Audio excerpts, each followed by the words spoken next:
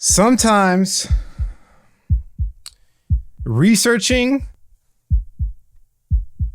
rogue financial institutions can lead you down a very dark path. In this video here,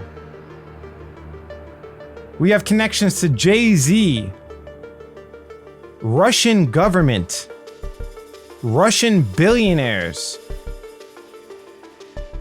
disguised in an altcoin gem. Keep watching.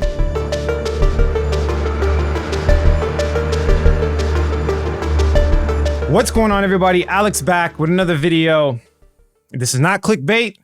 This is real. Obviously, we're not going to be talking about like a top altcoin pick, probably kind of the opposite. But in this video, you'll learn a lot and how to do investigative research on cryptocurrency. I'm gonna go extremely deep on a level I haven't gone before when it comes to investigating this project. And at first sight, I'll be honest with you guys, I was going to go hard. I was gonna spend a lot of money buying the tokens of this platform because I made the mistake of judging a book by its cover. And it's funny because I was gonna go harder than I usually do. Usually I'll do like a 1% investment into some of these altcoins, or maybe like if I'm really aggressive, like a 2%.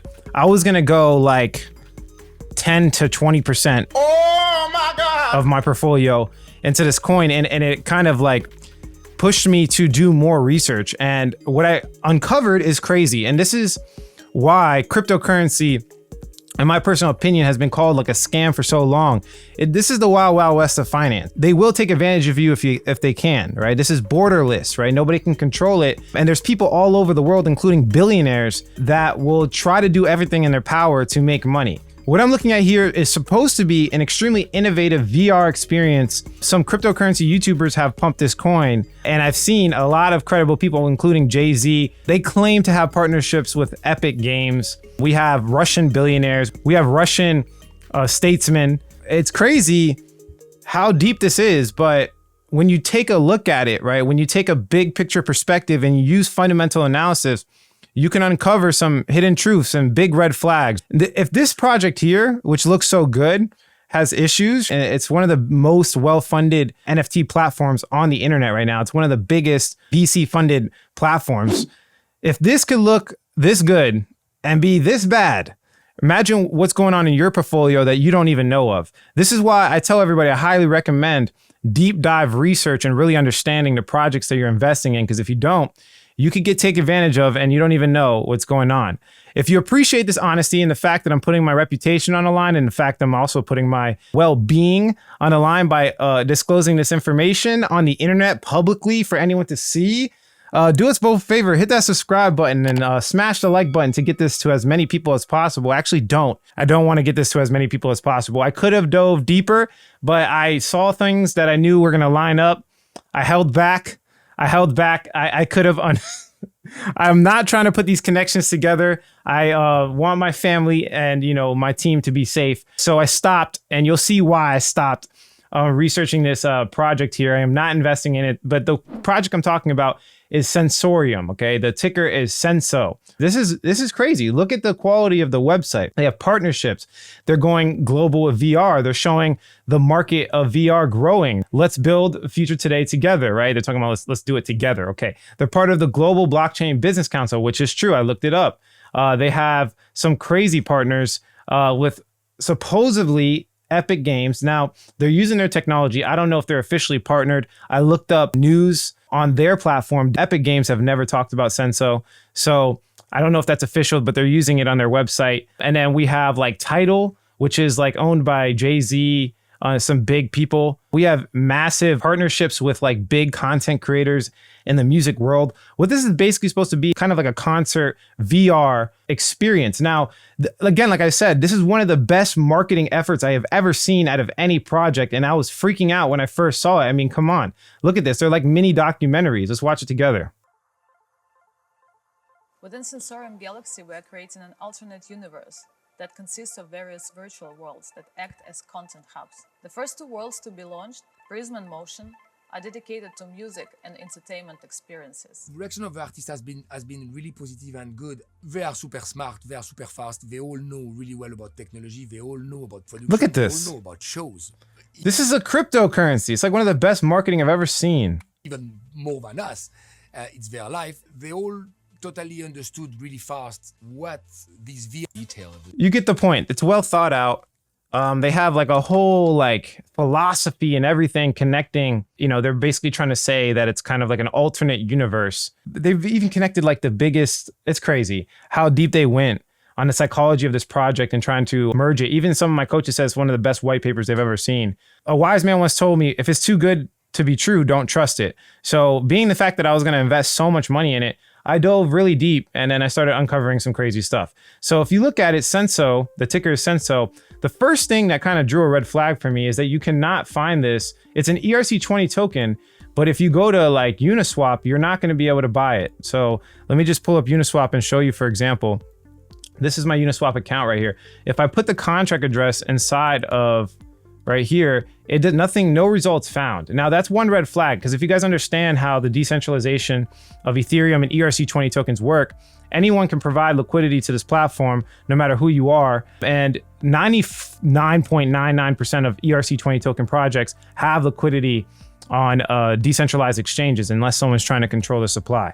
So this was like a very big red flag for me. Now, if you guys have been watching my videos, you know I've been researching Bitclout. The big thing behind Bitclout and why I thought it was a scam is because they controlled the price of the coin. They tell people what the price is without the market, you know, telling what the price is. The whole point of the price of a coin is supply versus demand. It's supply versus demand fighting back and forth. That's what gets you the actual price of a cryptocurrency. So anyone that tries to control the price, immediate red flag. The fact that it's not in a decentralized exchange and it's only on a select few exchanges with a fully diluted market cap of $8.7 billion. If they have a fully diluted market cap of $8.7 billion, Jay-Z invested 7 million, which is half of the market cap. Russian billionaire, I can't even pronounce his name. This guy supposedly invested 100 million, which is supposed to be the visionary behind this project, one of the biggest advocates for this project, which by the way, we'll go into his shady past when we move forward into this video. But long story short, there's so much more money invested than this number here. Like, this is such a bad number. The market cap it's a horrible depiction of the value of this project. The amount of money invested in this project, it should be a top 10. So this is not like an undervalued, you know, gem in any way, shape, or form. There's already a ridiculous amount of VC capital invested into this. I started kind of pulling back the layers, right? I started realizing, okay, they're trying to control the supply, number one. They're only dropping it on a couple of exchanges. And then I started really diving deep. So this was the first, again, another red flag that I saw. So if you look at the token swap, basically what happened was KuCoin got hacked, okay? KuCoin got hacked and they claim that 6.5 million SENSO tokens were kind of stolen from the exchange. So they kind of changed the contract address, and they did, a lot of projects do this. They'll give you a one-to-one. So if you're holding a SENSO token, you can get a one-to-one version and new contract address, okay? Now I could dive deeper and we could do like blockchain investigation. And I'm sure if I do that, I'll find something I don't want to find and I don't want to talk about on the internet. You know, guys, I'm doing this because like it's completely open, honest, and transparent. Like I can't have this information and not disclose it to everybody. This is how my channel was built. This is my integrity to you guys. If you appreciate that, again, like smash the like button. I know I was joking in the beginning, but I do this, like I give you guys this honesty because I know the universe will return the favor. I know for a fact it's going to play back. You know, it has to. It's called reciprocal altruism. What you put out on this earth, you will always come back. So even though I'm risking a lot right now by talking about this in a negative way, I think it's worth it because it can help somebody. Like, you know, it's not even just about money. It's just to help people in general. You know, they can live vicariously. They can live with integrity like me. I can teach people how to become better human beings. But one quick thing is that they did this whole entire kind of token swap. They swapped like everything, like, which by the way, at the time, they've already had millions of people investing in the token. So it got hacked on KuCoin. They did this token swap. But what I want to show you is the date. Look at the date. This is 10/21 2020. So if we go to the price of the token, so if we go to October, the price of the token was only 25 cents. Now, the reason why that's important is because the initial launch sold them at 10 cents to the public, right? Which is really important. They sold the tokens for 10 cents to the public. It's only at 25 cents. Who are they really helping at this point? If they're going to transmit, for example, the token, the old token to the new blockchain, they're transmitting this whole entire blockchain worth millions of dollars to a whole new blockchain. Why are they doing that, right? Why are they going through such an aggressive change when the token's only worth 25 cents at the time, which if you do the math, and this is underestimation, it should be even less because the circulating supply increased since then. But if you look at the circulating supply, right, and you multiply it, for example, by the price of the token at the time, you can see, because look at the market cap. Right now it's 13 million, right? But look, market cap equals current price times circulating supply. So the current price was 0.25 cents times the circulating supply, which again, the circulating supply in October was a lot smaller than this. But just for an underestimation purposes, let's multiply by that. The market cap was only $3 million. So to the public only purchased 3 million, or it's not the exact number, but the value of the market was so small. This could have been one person. It wasn't one person. I looked at the transaction history. It was a lot of different people. But the person that benefited from this wasn't the people or like us. It wasn't us. It wasn't, the people that purchased it off KuCoin. It was the people that already invested in the token. Now, again, this is a massive red flag. The fact that they made this massive transition for a $3 million market cap to the public. That's the first red flag. And I know for a fact, if I dive deeper into it, I'm going to uncover something I don't want to see. But this was just like the first red flag I want to make you aware of. They made this massive transition for virtually no reason. Clear cut to the point. Massive transition, huge token swap for no reason. And the funny part is, if you read here, it says right here, finally, we ask all SENSO holders to avoid transacting with these addresses. Do not trade or provide liquidity on any DEX exchange where the hackers might try to sell the coins they have withdrawn. If you buy any tokens from the tainted address, you will not be able to further use them anywhere. Now, okay, it could go both ways because it's true. Like if somebody hacked the tokens, actually hacked the tokens, then yeah, they don't want them to be sold somewhere. Don't provide liquidity. They're trying to tell you not to provide liquidity so they can be sold.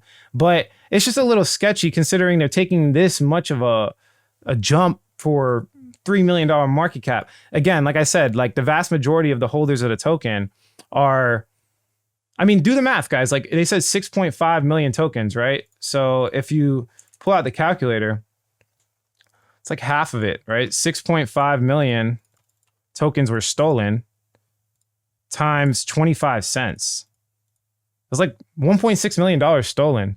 And they're going crazy over like, I don't know why they're taking it so serious. I don't know why they're taking this hack that serious. A lot of other projects wouldn't have done this. Too much to lose. They would have probably just like, used, for example, the treasury to pay the people that got hacked. But like they took this crazy leap for $1.6 million, which I'm sorry for the VCs of the company that invested and the hundreds of millions of dollars that were already invested, but there's something sketchy going on there for sure. All right. So if we look at the white paper moving on, this is, like my coach has said, probably one of the best white papers we've ever seen.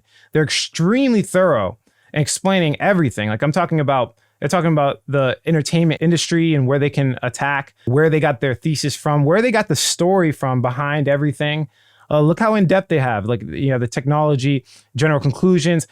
Now, another red flag that bothered me a little bit was the projections. The projections were absolutely ridiculous. The amount that they said that we're going to get as a platform, as you can see right here, financial forecast of operating activities, they're saying that they're going to get 600,000 users. And by 2021, 1.5 million. So these projections were astronomical.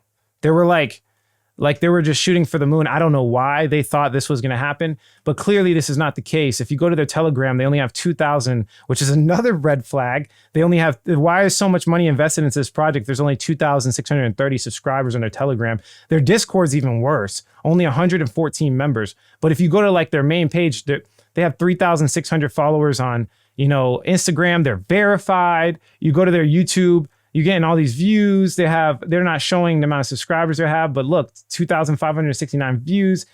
Even that is still an underestimation. But I will say, if you go to the white paper, it was just vastly exaggerated, which was another red flag to me. It was just what they were projecting, because a lot of white papers will not do this. What they were projecting is absolutely ridiculous, and they really did not get any of this at all. Not even close to the amount of subscribers they're assuming. That was another red flag for me. Look at these crazy forecasts. They thought they were going to get 1.5 million users by 2021. They don't even have a product yet. They don't have a real they have like a closed beta, and there's not 1.5 million people in their closed beta. I can guarantee that.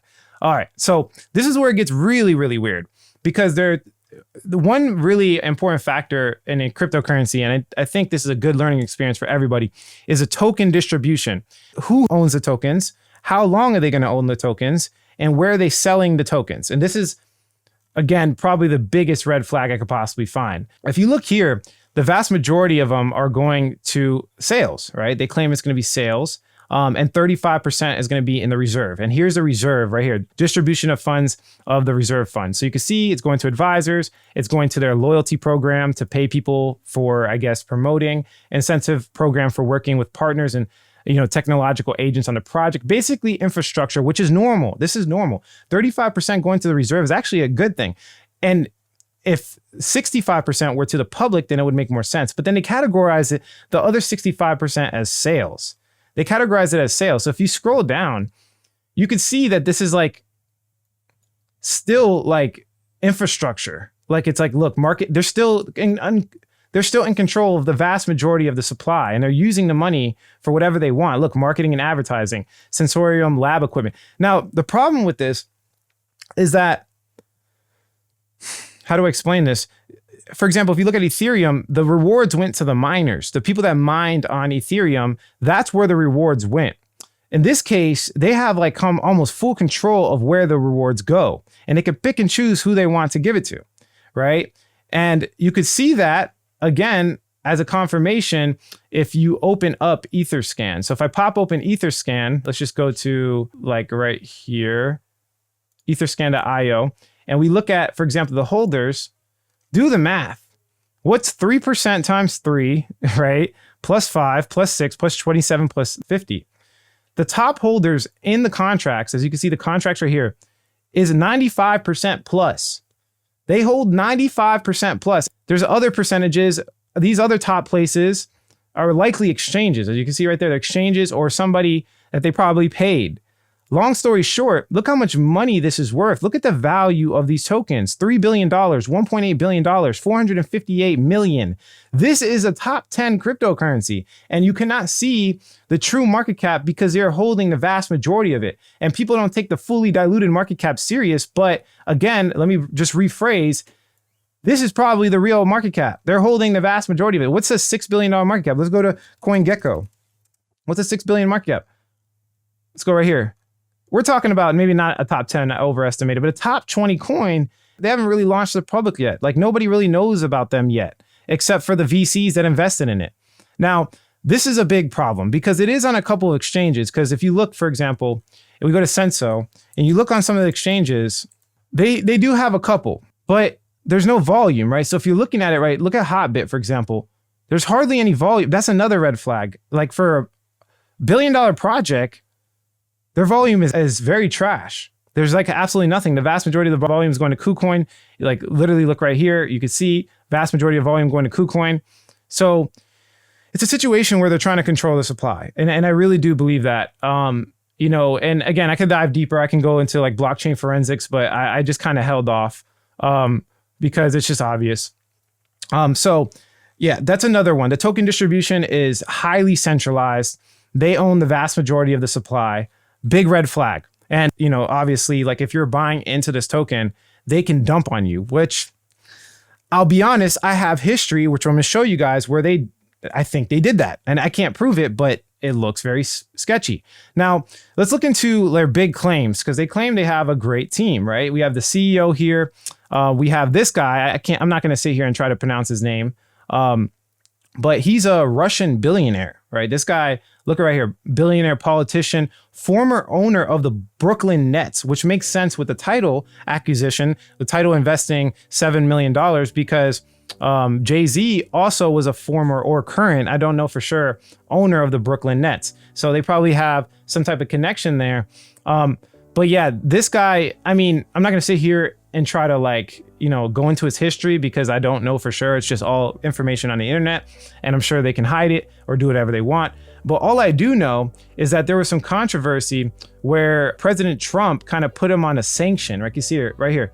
One of the Russian oligarchs, if that's how you pronounce it, was basically, I looked it up. If you look into it deeper, these guys, and I'm sure you've heard of it, they're basically just like rich billionaires. There's like a list of rich billionaires that the United States put sanctions on, right? And the reason why this is really important is because, as you can see right here, the United States have basically been recently too talking about how Russia has been bypassing the sanctions by, you know, getting into cryptocurrency services. Are you guys catching what I'm putting down here, right? Executive order signed by President Joe Biden also mentions cryptocurrencies as a tool that might be used to bypass U.S. Sanctions. The executive order states that any individual who, okay, whatever, long story short, sanctions basically means that they limit the amount of people that can buy things in Russia and the amount of things that Russia can buy in the United States. So like, for example, you won't get access to investments in Russia because of whatever tensions are going on, right?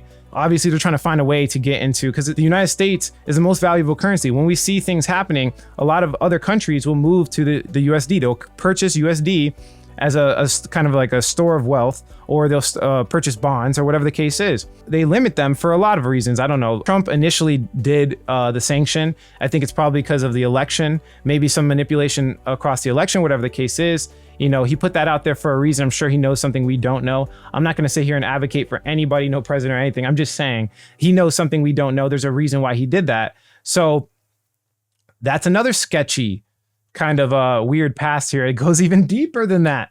And again, I stopped. If we look at the CEO, all you have to do is a quick Google search of the CEO, and it's going to bring up this right here, which is offshore leaks. And he's connection to another politician with an offshore account. Now, okay, I want to be clear. They had like an initial database leak. It's called Offshore Leak Database. And essentially, it contains information about offshore entities that are part of the Panama Papers, and the Bahama leaks, and the Paradise Paper investigations. Basically, the data covers 80 years up to 2016. And there's a lot of people that got, you know, put in jail for fraud. Now, I'm not going to sit here and claim that these people are doing some type of fraud or something like that. All I'm saying is that if you look up these people's names, which I did, and I'm not going to show it on this video, they have no connection to each other. They're not part of any business, like at all. Notice too, there's two different spellings of the CEO. This is the CEO of Sensorium.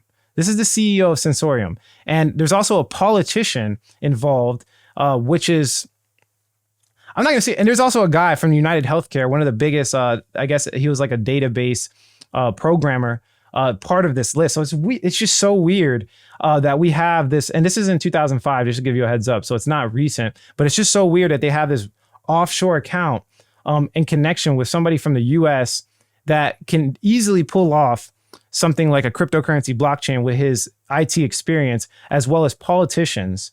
And this is not saying they did any type of crime in any way, shape, or form, or any type of fraud.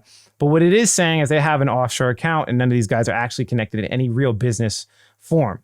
That's all I'm saying, okay? Which is sketchy in itself. And the Panama Papers, again, like I said, a lot of people have come out with investigations, money laundering. And if you're having an offshore account, that's vast majority of the reason why you do it, right? That you do that like so you can get past your government tax or whatever the case is. But yeah, I'm just seeing a lot of sketchiness here. You can see that the CEO, as well as this guy, Malik, whatever you want to call it, basically together in the same picture. So it's showing, it's funny because if you look at the platform, I see a lot of YouTubers pumping this coin saying, oh, well, he has a lot of credibility, $100 billion, but like, why don't you look into the history of how he got that $1 billion? How did he become a billionaire? How did he look into the history? I'm just going to point you in the right direction. Rapidly accumulated wealth during the era of Russian privatization in the aftermath of the dissolution of the Soviet Union in the 1990s. The following Soviet state left the ownership of state assets. I'm not going to go into it. So let's move on. A couple of other red flags I saw. And this is like a visual representation, by the way, as the token owners. You can see the vast majority of them are held by things that they control. Now it gets a little bit worse than that. The next case I'm going to make is the fact that nobody cares. Nobody cares about this project, right? Nobody in cryptocurrency, but they have billions of dollars invested in it, and nobody's jumping into it. And I could prove that. Number one is the Discord's small, Telegram's small, right? If we go to the actual launch, for example, let's look at the actual launch. Look at the date, April 2nd, 2021. Look at the actual price on KuCoin, right? Look at this. Tell me I'm wrong. April 1st, there's a massive pump because maybe they saw that the news was about to come out. And then look at this red volume candlestick. It immediately got sold off.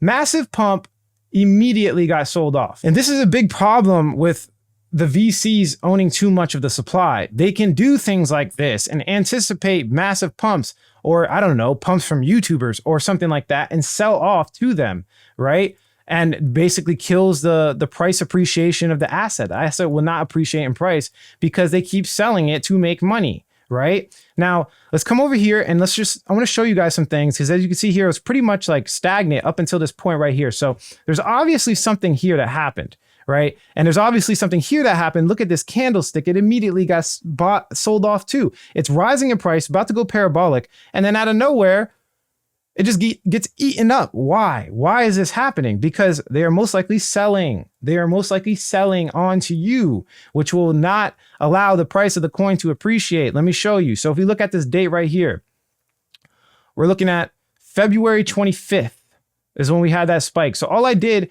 was look up Sensorium Corporation, which is a corporation that made it between the dates of February 24th and 26th. And what do you see here? We have price prediction videos. Now, this didn't get a lot of review, but another thing you might see is this guy right here. I'm sure you've seen him, DIY Investing. Now, I'm not saying anything about him. I'm just saying after this video, the price jumped up. Look. There's a new cryptocurrency that is taking the world by storm. It started by... Here, I can't even hear it. Hold on. Okay, it says it's taking the VC's pockets by storm, not the world. And it's not, okay, the creators of Fortnite are not partner. Epic Games they don't have any type of tie except for the technology that they're using. They did not publicly disclose it on their blog, and it's just like, this is hype. Now, this is gonna get really weird. It's gonna get really weird. But look at this title. Look at this title. Let's jump back over here because it's gonna get really weird. We look at this date, March 10th, March 11th, right? Look at this title, 28x, so specific, identical, 28x. We go to the token's price. Let me take off my headphones. We go to the token's price. What was the original date again, just so I don't miss it? The 10th to 11th. So there's another spike, and this is an aggressive. Look at how aggressive that spike is. And if you guys didn't know, YouTubers, yes, they pump coins. I'm not calling anyone out. I'm just saying when a YouTuber puts out a video, the price of the coin can appreciate a lot because of the YouTuber, because the fact that they promoted it, whatever the case is, because there's a lot of people following and making their investment decisions on it. And yeah, this second video got much more exposure. Look. For example, this is the second one that says the exact same 28x. I don't know why they say 28x identically. There could be a case where this guy just copied the other guy. That is always the case. But from my understanding of dealing with these coins, they want to script. They usually, when they pay you for promotion, they usually script it. And I'm just throwing it out there for you guys. Think about it, right? They'll hand them a script or a title, be like, hey, you want to title it this? Let's put a Lamborghini in the thumbnail. Something like that. They always tell you, if they're going to pay you, 20 grand to promote a coin, of course, they're going to try to tell you what to say. And it's pretty much the same exact title with the 28x. And the first pump started the price appreciation. And then the second pump was another large green candlestick that got immediately sold off. Immediately sold off. So again, second red flag to whale manipulation, to the people that own the vast majority of the supply being able to sell on you. First, second, I'm gonna come to the third right here. This is where it gets weird again. So the third, and I'm just gonna say it from memory. I don't think I have an article. I think I do. I think I showed it a little bit. These videos get longer and longer, but yeah, right here. So as you can see, April 2nd, 2021. Yeah, we just talked about this. You can see the price right here. Boom. Same day. Same sell-off, same BS. Same manipulation. You guys tell me, leave a comment below what you think. If somebody can find something good, maybe I'm wrong. Maybe the price of the coin appreciates. Maybe these guys just, that own the vast majority of the supply decide not to sell it, and they just decide to hold, and then it gets some popularity. They pay some other YouTubers or something. The price appreciates in value, and then it still goes to the moon. Like, maybe that happens. All I know is I have integrity. There's certain principles that I follow to invest in cryptocurrencies, and it does not involve centralized supplies. When the supply is this centralized, it is an extreme red flag for me. I do not care how high the coin goes. The sketchy past of these Russians, the sketchy past of, this weird token swap for no reason, pretty much like big integrity issues here. Now, it might be the greatest marketing I've seen out of any cryptocurrency project in the world.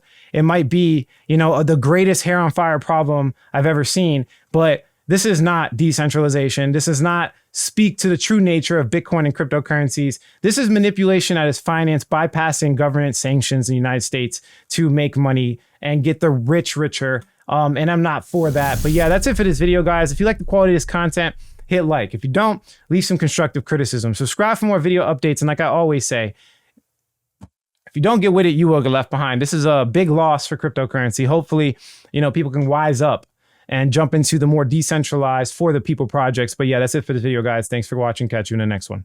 Alex here, quick update, quick announcement. Guys, I have a new community number. So I got a second phone. You could directly text me. I'm answering all questions. My new phone number is 954-758-5473. Again, that's 954-758-5473. I'm answering all comments. Go ahead and text me now. Let's have a conversation.